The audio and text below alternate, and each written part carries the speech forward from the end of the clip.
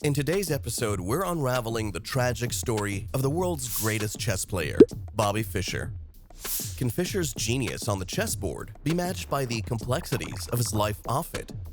Join us as we explore the highs, lows, and untold stories. Welcome back to ChessFlix, where we dive deep into the captivating world of chess and explore the extraordinary stories behind its legendary players.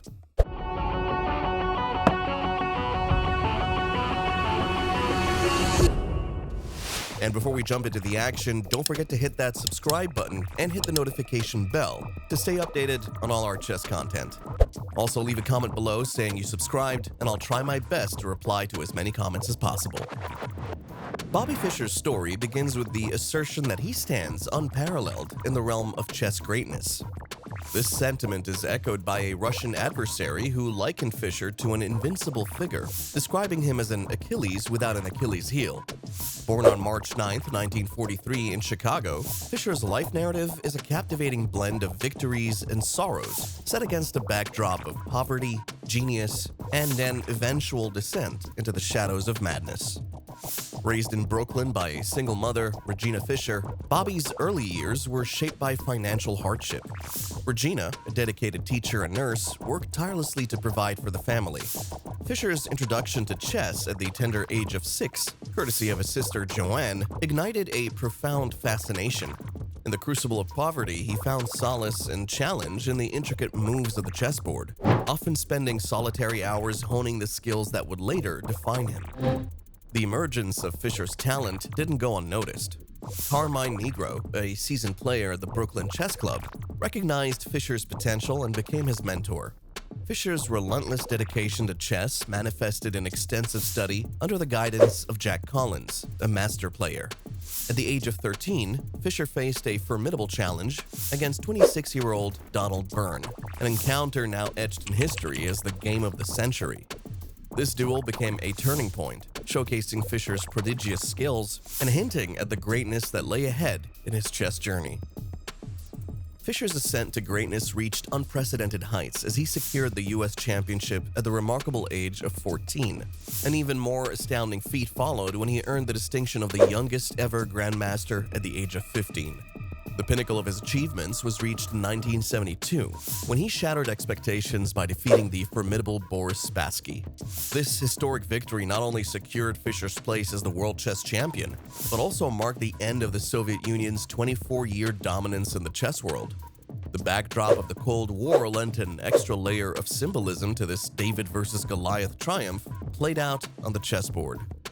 Capturing the hearts of millions, Bobby Fischer emerged as a hero for Americans, sparking a newfound enthusiasm for the game of chess. The Fischer frenzy reached such heights that some chess clubs experienced a doubling of their memberships. Elevated to stardom, Fischer graced American television screens, making appearances that showcased his brilliance. A notable moment occurred on the Carson Tonight Show, where he effortlessly solved a sliding puzzle in a mere 17 seconds. And mind you, it wasn't even well mixed up. A quirky revelation unfolded. His astonishing IQ, reportedly standing at 181, surpassed even that of Albert Einstein. Fischer's genius not only revitalized chess, but left an indelible mark on popular culture. Despite Fischer's unparalleled chess brilliance, his life narrative took a dark turn punctuated by controversies. His candid and often offensive remarks, coupled with anti-Semitic comments, strained his public image. As paranoia tightened its grip on his mind, Fischer's refusal to defend his world championship title in 1975 exposed fears of poisoning and government conspiracies. This marked a tragic chapter in his life as he grappled with both internal and external struggles. The toll of mental instability left an unmistakable mark on Fischer's outward appearance. The once athletic young man who maintained his fitness through activities like swimming and tennis to endure the demands of chess underwent a drastic transformation. He became unrecognizable. In a bizarre incident, California police officers mistakenly arrested him, mistaking him for a robbery suspect. This surreal event led to Fischer spending 48 hours in jail, an experience he documented in a book detailing the alleged torture he endured. Remarkably, during this period of descending into madness, Fischer refrained from playing a competitive game in public for 2 decades. The period ended not by choice, but necessity. Financial constraints forced him back to the chessboard in 1992, engaging in a $5 million rematch against Spassky in Yugoslavia. This decision defied U.S. sanctions, catapulting Fischer into legal troubles. Despite the controversies that surrounded him, Fischer demonstrated glimpses of his former brilliance on the chessboard, reminding the world of the undeniable genius that once defined his legacy. While claiming he had no time for romantic entanglements, Fischer's life took a surprising turn. Rumors suggest he entered into matrimony with a Japanese chess player named Miyoko Watai, and the couple resided in Japan for several years. Fischer, seeking refuge from American authorities due to sanctions defiance, hoped that being the spouse of a Japanese citizen would secure his stay. However, his attempt to settle in Japan faced a setback. Authorities arrested him for using a passport revoked by the US government. Faced with this dilemma, Fischer appealed to Iceland, the nation that catapulted him to fame in 1972. In a generous move, Iceland embraced him by granting him citizenship. As Bobby Fischer advanced in years, unmistakable signs of mental instability began to surface, casting a shadow over his once glorious legacy. His descent into madness was marked by a disturbing blend of paranoia, anti-American sentiments, and deeply rooted anti-Semitic beliefs. Fischer's tragic narrative unfolded through his refusal to engage in competitive chess, legal entanglements, and a visible deterioration in his physical well-being, creating a poignant tale of brilliance overshadowed by mental anguish. The unraveling of Fischer's mental state invites varied speculations and theories.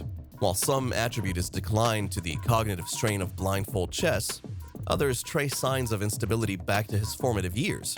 Speculations range from the possibility of schizophrenia to considerations of Asperger's syndrome, yet no formal diagnosis was ever made. Fischer's tumultuous relationship with his mother, coupled with a complex personal life, contributed to the tragic tapestry of his existence.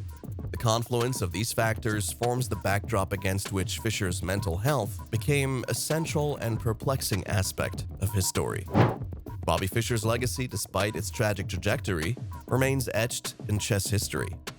His impact on the game, the dismantling of Soviet dominance, and the inspiration he provided to countless enthusiasts create a complex tapestry.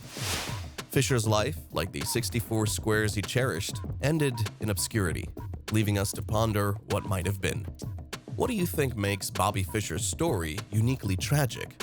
Share your thoughts in the comments below, and if you enjoyed this exploration into the world of chess legends, don't forget to like, subscribe, and hit the bell icon for more fascinating stories. Until next time, this is ChessFlix, where every move tells a story. Checkmate. Missed any of our previous captivating chess content? Well, don't let it slip away. Click on the video right here on your screen. Thanks for watching, and see you next time.